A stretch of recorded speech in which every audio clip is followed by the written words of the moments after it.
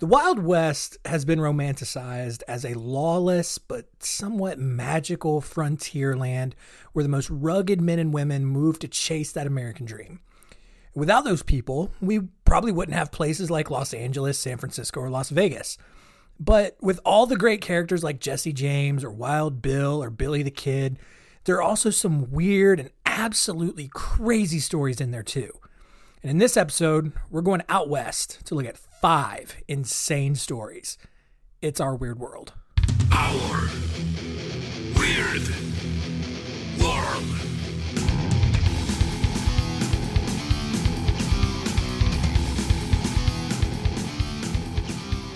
Welcome to Our Weird World. I am your host, John Henson, and a big episode today. We are looking at 5 crazy stories from the Wild West.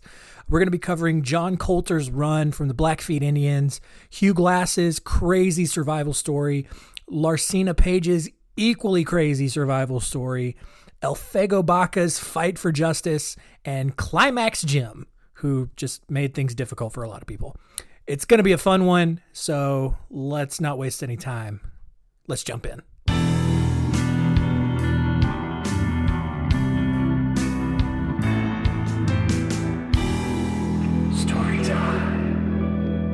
John Colter was an expert trapper, a scout, and an explorer who mainly lived in Montana. His career began as part of the Lewis and Clark expedition, where he was considered the best hunter and scout in the entire group.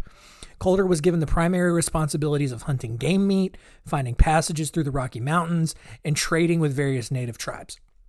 I kind of thought that that's what Lewis and Clark were supposed to do, but it looks like Colter just did all the work. And he joined Forrest Hancock and Joseph Dixon to explore the upper Missouri River country.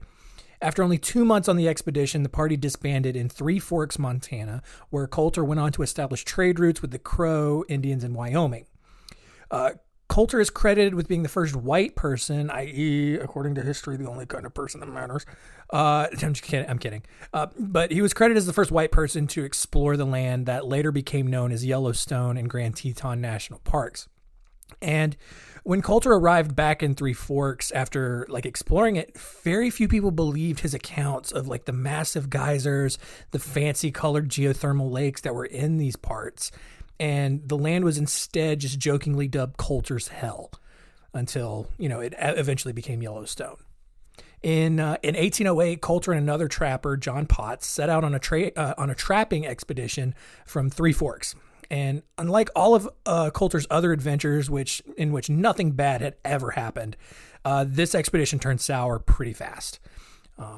As he was leading a group of 500 Flathead and Crow Indians back to the fort at Three Forks, they were attacked by an army of 1,500 Blackfeet Indians. And the Crow and the Flatheads immediately retreated, which left Colter behind, and he got shot in the leg. But he ultimately survived, and he returned back to Three Forks. The next year, Colter and Potts set off again into the wilderness because what are the odds something like that was going to happen again? Well, I don't know the odds, but the exact same thing happened again. Actually, something way worse happened. As Colter and Potts canoed up the Jefferson River, they quickly found themselves surrounded by 800 Blackfeet warriors who demanded that the two men come ashore. Now, Colter figured he would kind of sweet talk his way out of the situation. He immediately surrendered, but the Indians stripped him naked anyway. Potts was having none of that, and he tried shooting at the Blackfeet, and that plan quickly backfired, and every Blackfoot Indian with a gun just turned right around and shot him. And he died right there on the shore of the river, just riddled with bullet holes. Because that wasn't enough, the Blackfeet then just hacked Potts' body to pieces, disemboweled him, and then threw the chunks of Potts' body at Colter, just because, I guess. The Blackfeet then had a brief meeting to just decide what to do about Colter next. And after going over their options, they asked Colter to come over and told him that he was free to go, but that he should probably start running for his life because they were basically just going to start hunting him for sport. Colter immediately got that message and he bolted into the woods like a Jamaican sprinter. And after a couple of miles of nonstop running, so I guess it was more like a Kenyan runner, not a sprinter. Coulter had left the entire band of Blackfeet warriors behind except for one single brave who remained hot on his tail. Now, Coulter, he was still naked and his nose was bleeding, I guess from stress or something, I don't know, or being hit by a piece of pots. But Coulter hid behind a tree, waited for the Blackfoot warrior to catch up. And when the warrior was about 20 yards away, Coulter jumped from behind the tree, stood spread eagle in front of the warrior. And even though I guess the warrior already knew he was naked, but that just like startled the warrior to death, and he tripped over his own feet. And on his way down to the ground, he tried to throw his spear at Coulter, but it just hit the ground in front of Coulter's feet. And at that point, Coulter picked up the spear, stabbed it through the warrior, and pinned him to the ground. He then stole a blanket that the warrior was carrying and continued running, only half naked now, but he still kept running through the wilderness. 5 miles from where he began, Coulter reached the Madison River. He burrowed his way inside a beaver lodge and waited for the rest of the Blackfeet to run past. And when night fell, he emerged from his little beaver hotel and he walked for 11 days because he couldn't take the direct route back to the fort because he would have been absolutely spotted. So instead, he scaled one of the mountains, went through like all the snow and everything, and he eventually did make it back, bloody and half starved, back to Three Forks. So that's story number 1. Number 2, an even crazier survival story. All right, this is the story of Hugh Glass. And he was a trader, a hunter, a fur trapper, a frontiersman, and just an all-around manly man. And he spent a good chunk of his adult life exploring the watersheds of the Missouri and Platte Rivers in Nebraska, Montana, and the Dakotas. In 1822, he joined William Henry Ashley on a fur trading expedition along the Missouri River. The group of 100 men were quickly attacked by the Arikara tribe, and Glass was shot in the leg. Glass and most of Ashley's men made it back to Fort Kiowa in South Dakota and prepared for another expedition to the west. And as the group traveled along the Grand River, Glass came across a grizzly bear with her 2 cubs. Now, the mama grizzly, as they tend to do, immediately attacked. She picked him up, bit him, slashed him with her claws, and pinned him to the ground. And somehow, Glass and a few members of the expedition that showed up to the mauling were able to kill the bear, but Glass was severely wounded. I mean, he was messed up. The rest of the expedition, they tried to carry on with him. They made a makeshift gurney for him, and they traveled over the next 2 days, but they eventually just got tired of carrying him around and decided to just leave him to die. Glass asked if a couple of volunteers would stay behind to bury him, and 2 men named Fitzgerald and Bridges stepped forward as the rest of the party continued west.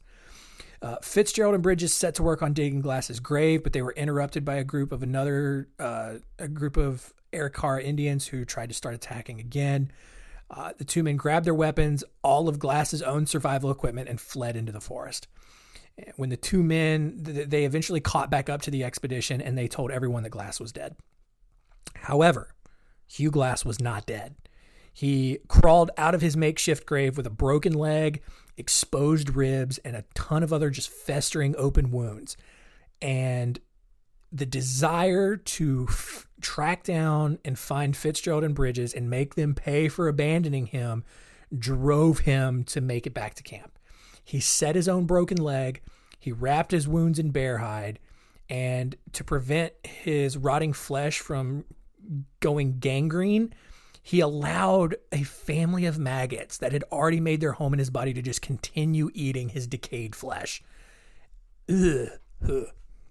At this point, Glass was over 200 miles from civilization. And for the next 6 weeks, he traveled south, he crawled on his hands and knees, surviving on just roots and berries. At one point, he scared off a pack of wolves who were eating a bison calf, so he had like some raw meat, but otherwise it was just roots and berries. And he finally made it to the banks of the Cheyenne River, where he put together a makeshift raft and floated downstream to Fort Kiowa. Now, once he had healed from all his injuries, Glass set back out into the wilderness to find Fitzgerald and Bridges. He traveled to Fort Henry on the Yellowstone River, but he found a note at the abandoned fort saying the group had moved to a new camp at the mouth of the Bighorn River. And when Glass arrived there, he found Bridges and proceeded to beat the living hell out of him, which, is fair. But here's the thing. Glass wasn't just a living zombie. He was a nice guy, actually. He forgave Bridges after beating him up. And then he traveled to Fort Atkinson in Nebraska, where Fitzgerald was stationed after enlisting in the Army. And after what was probably a super awkward reunion, Fitzgerald returned Glass's rifle he had stolen and gave him $300 as compensation for just being a dick. Now, if this story kind of sounds familiar, Glass's story was actually recounted in Michael Punke's 2002 novel, The Revenant, which was adapted into a film in 2015 that won 3 Academy Awards, including Leonardo DiCaprio's Sympathy Oscar for Best Actor. The movie version obviously just isn't the exact telling of the story, especially like after he gets to the Cheyenne River. That's where, Glass just floats downstream to Fort Kiowa, but the movie just goes off in a completely different direction. But everything up to that point was totally true. And so just a crazy story. And speaking of crazy stories, we're going to go to number 3 here. And that is Larsina Pennington Page, who was born in Nashville, Tennessee on January 10th, 1837. Her mother died shortly after giving birth to her 12th child, which happened a lot back then. And so the family moved down to Keechee, Texas. But with the gold rush causing a huge migration even farther west, the family packed up and tried to move to California. They had 3 wagons worth of supplies, an entire herd of cattle, and they were just going to go and try to make it out to California. When they tried to cross the Pecos River, though, had most of their cattle drowned. So not a lot, not a good start there. But the family, with far fewer animals now, they followed the Rio Grande River through New Mexico to the town of Mesilla before heading west to Tucson. And they traveled through several canyons known for surprise Apache attacks, where they were indeed attacked by Apaches and had even more cattle stolen. They eventually arrived at Fort Buchanan to let what was left of their animals rest and to leave and have Larsinia's malaria that she contracted along the way treated. Because you used to be able to contract malaria in America, apparently. The Penningtons, they worked out a deal with the fort leaders so that the men would supply the fort with hay and the women could sew soldiers' uniforms in exchange for room and board. When their contract was complete, the family continued west toward Calabasas, a Mexican fort about 40 miles away. Larsina brought along John Hempstead Page, a lumberjack at Fort Buchanan she had met and fallen in love with. The two eventually became the first couple married in Tucson in 1859, if you want random, pointless Tucson, Arizona trivia. While Larsina remained in Tucson, John moved 25 miles south to work on a ranch in Green Valley. Larsina took a job as a private teacher for a child belonging to John's boss in 1860, but caught malaria again and just kind of had to stay home and rest. John decided to leave the ranch and come get Larsina to take her up to a cabin at a higher elevation because, he thought that higher elevation would help her recover faster, or at the very least stop getting bit by mosquitoes. But a few miles before the group reached the cabin, John decided to stop and rest for the night and finish the journey in the morning. And the next day, John went out to hunt for breakfast, leaving Larsina and Mercedes, the child she was teaching, alone in the wagon. And as Larsina sat in a rocking chair in the wagon, she and Mercedes heard the dog bark, which usually meant someone was nearby. Suddenly, Mercedes screamed and was snatched out of the wagon by 5 Apache warriors. Larsina grabbed her pistol, but Apaches took it away from her before she could shoot. One Apache, who spoke some Spanish, told Mercedes that John had already been killed, which wasn't true, but, what did they know? When Mercedes told Larsina just began screaming. She was inconsolable, and the Apaches started looting the wagon and then took both Larsina and Mercedes along the Santa Rita Mountains to their base near the San Pedro River. Meanwhile, John, who, of course, as you already know, was not actually dead, he returned to the wagon a few minutes later to find all of this mess. And he knew the Apaches had done something and gathered several men from the ranch to follow the trail. By the end of the day, the group had gotten within 15 miles of the Apaches, who knew the men were approaching because they were just really good at knowing stuff like that. So the Apaches sped up, but Larsina, who was still sick with malaria, she struggled to keep up. Finally, one Apache stabbed her in the back with his sword and pushed her off of a small cliff onto a pine tree. And to make sure she was dead, the Apaches ran down the ridge and began stabbing her with their swords and throwing rocks at her. One stone hit her right in the face, knocked her out cold. And at that point, the Apaches figured she was dead, and so they brought her down from the tree and just buried her body in a snowbank. However, Larsina was not dead. Otherwise, she probably wouldn't have made this little episode. Larsina regained consciousness just in time to hear John calling out to her from above. She tried to get his attention, but she was just too weak to make a sound. And so John just continued following the trail well beyond the Apache camp and eventually returned to Tucson to gather another group to try to look for his wife. Once John had traveled out of sight, though, Larsina lost consciousness again and woke up 3 days later in the middle of the night. She ate some of the snow that she had been thrown and buried in. She tried to tend to her bruises and the 16 stab wounds as best she could.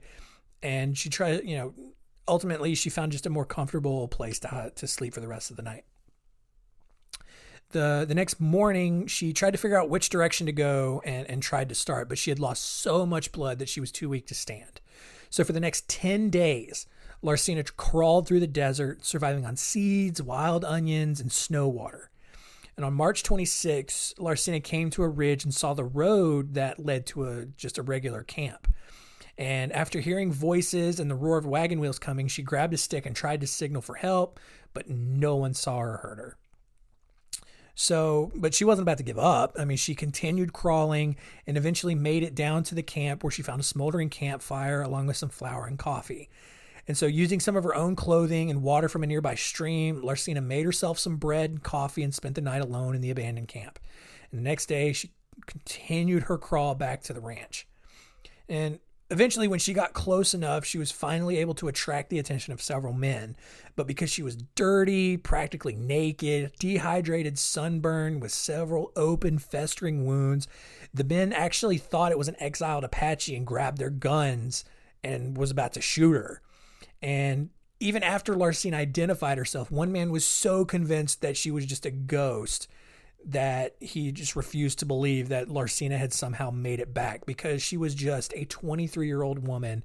And, probably rightfully so, they all believed there was no way someone could survive all of that. But eventually Larsina was taken to a building where she was fed and washed, and a doctor in Tucson was summoned to come and try to put her back together.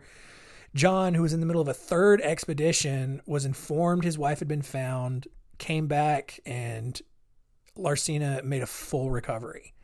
Unfortunately, John was ambushed and killed by an Apache a year later, which left Larsina to kind of just bounce around Arizona for the next few years. And even most of her family, whether it was her children or her siblings, they either died from malaria or were murdered by the Apaches. Larsina eventually settled down full-time in Tucson. She married a man named William Fisher Scott, who was a lawyer from Scotland, and she had 2 more children and eventually died in 1913. So ended up having a pretty full life, which is crazy to think about. No time to waste, though. On to story number 4. Elfego Baca. He lived in Socorro County, a sprawling mass of just nothingness in central New Mexico, which I guess is most of New Mexico. But Elfego was a sheriff. He wanted to be a sheriff. He loved the idea of being an authority figure. And in the Wild West, that kind of made you somewhat of a polarizing figure. But Baca, he didn't care. And at 19 years old, he got some guns and he just kind of started calling himself the sheriff. There really wasn't one in Socorro County at the time because it was just so spread out and so just rural that there really wasn't a sheriff at the time. His goal was to be a peace officer, and he wanted to, he was just so tired of people coming into town and harassing people just out of boredom. But, just harassing people in saloons was just kind of everyone's favorite free time activity back then. But Baca, he wasted no time. All right. Starting in October of whatever year it was. I've lost the notes. It doesn't matter. It's in the 1800s. He arrested a drunk cowboy in Frisco named Charlie McCarthy after he had run through town and made Mexicans dance by firing his gun at their feet. And feeling pretty proud of himself, Baca dragged McCarthy to the town square and informed the residents that he was taking McCarthy to Socorro to try him for disorderly conduct. Well, McCarthy's friends showed up to politely convince Baca to let McCarthy go. And Baca was like, nah, man, I'm going to give you to the count of 3 or I'm just going to start shooting. And Baca did. He counted to 3. And when no one moved, he started shooting. One shot killed a horse, which fell over and crushed a random passerby to death. Another cowboy got shot in the knee. And at that point, Baca turned McCarthy over to the Justice of the Peace, who's Ted White. And Ted fined McCarthy $50 and just sent him on his way. That was good enough for Baca. And he started back to Socorro, where 80 armed cowboys intercepted him. And the Cowboys were sent by Tom Slaughter. He was an influential rancher in the area who employed McCarthy, and he did not take too kindly to having his employees arrested. Now, instead of fighting the entire army on his own, Baca retreated a little bit and locked himself inside a small adobe shack and just kind of waited for the gang to leave. But they didn't. They politely asked Baca to come out and surrender, but instead of doing that, Baca was like 80 to 1 odds, probably pretty fair. I can do this. And so he just started shooting at the gang, who responded by just unloading every bit of ammunition they had brought with him. And Slaughter's men spent the next 33 hours firing over 4,000 rounds at the shack, riddling it with over 400 bullet holes, which is just not a great accuracy rate, especially if they're not that far away. But, whatever. Instead of just hiding, waiting for the gunfire to stop, Baca took every opportunity he could to hop from his cover and pick off Slaughter's men one at a time. And by nightfall, the hail of gunfire caused the roof to collapse on the shack. And it took 2 hours for Baca to just dig himself out from the debris and keep sniping at people. By midnight, a group of Slaughter's men crept around to the back of the house and lit a stick of dynamite that annihilated half the shack. Baca didn't care, though. He kept firing. And when morning came, Baca stopped shooting long enough to make himself breakfast. And Slaughter's men, they were not okay with that. And so they ripped the stoves out of the adjacent buildings, used them as shields, and tried to, invade the shack. Still, Baca didn't care. He even scalped one cowboy. He just began scalping cowboys one after another with his bullets. At that point, another sheriff and 2 citizens waved the white flag for Baca and convinced him to surrender. And Baca agreed on the sole condition that he would keep his arsenal of guns and he would be handed over to authorities in Socorro. In the end, 4 of Slaughter's men were killed and 10 more had been wounded. And when Baca was brought to trial, he argued that he was just acting in self-defense. And the court was so impressed by his survival that he was acquitted on the 2 murder charges that he was facing. After the trial, Baca was officially made a deputy sheriff, but that wasn't enough for him. He spent the next few years becoming the county clerk, the county sheriff, the school superintendent, the district attorney, and the mayor of Socorro. So that's a neat story. And the last story here for this episode, I know I go fast, but that's just how I do things, is the story of Climax Jim. And his real name was Rufus Nephew. And he was outlaw in Arizona in the late 1800s. And he suffered from persistent genital arousal syndrome. It's a real condition. Look it up. It's totally real. It's basically when you cannot stop having an orgasm. Like, just every few minutes, you just double over and just, you can't help it. No, I'm just kidding. That's not true.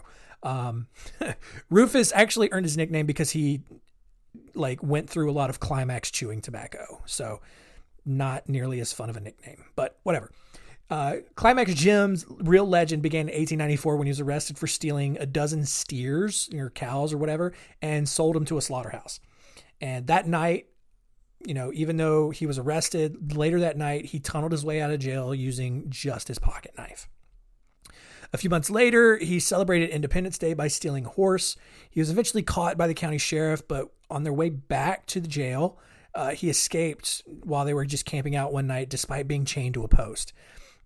He was captured a few days later and finally sent to jail for stealing a horse, which was a gigantic crime back in the Wild West. After a couple months of sitting in jail, Jim used a spoon to dig another tunnel out and escape. And this pattern just continued to repeat itself several times. And Jim grew more and more confident in his ability to escape, going so far as to break out one night and just sit in the warden's chair until the warden arrived for work the next day. For whatever reason, also, Jim kind of enjoyed committing his crimes on holidays. He was arrested on New Year's Day for brand burning, and he escaped on prison on Washington's birthday, which was way more of a bigger deal than it is now. One day after he found just an unattended herd of cattle, he wrangled them back to New Mexico, started his own cattle company. He was arrested another time, he was arrested again, for stealing this herd of cattle, and he was thrown in jail. On July 7th, in 1899, the jail attendants ordered him to take a bath. They stripped him naked, handed him a brush and a bar of soap, and just told him to go to a nearby horse trough. But before Jim jumped in, he spotted a horse that was just begging to be stolen, if we're being honest. And that's exactly what he did. And he rode off completely naked into the darkness. And what's crazy is just for the next few years, Jim allowed himself to continue to be arrested just so he could break out of jail. In 1907, while he was on trial for forging checks, his attorney got into a heated debate with the opposing prosecution. And as the two fought, Jim walked over to the exhibition table, grabbed the forged check, and just stuffed it into his mouth that was already occupied by a wad of chew. And by the time the judge restored order, the evidence was gone and the case was dismissed. And as he walked out of the courtroom, Jim spit the chewed up check right into the judge's spittoon because he wanted to be a cool movie star like that.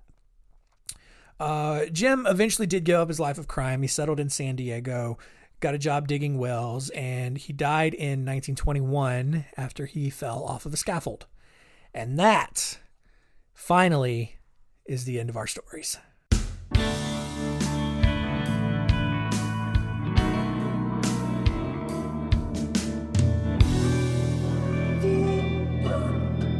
Well, there you go.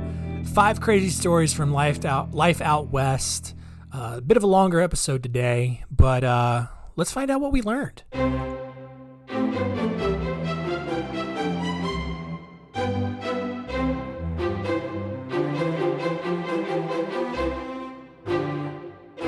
What did we learn? Number 1, people can survive some crazy stuff. Hugh Glass and Larsina Page should not have lived to tell their tales, and yet they did anyway.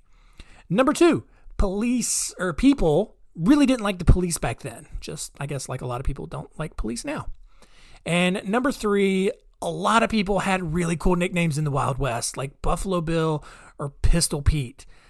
Climax Jim was not one of those cool names.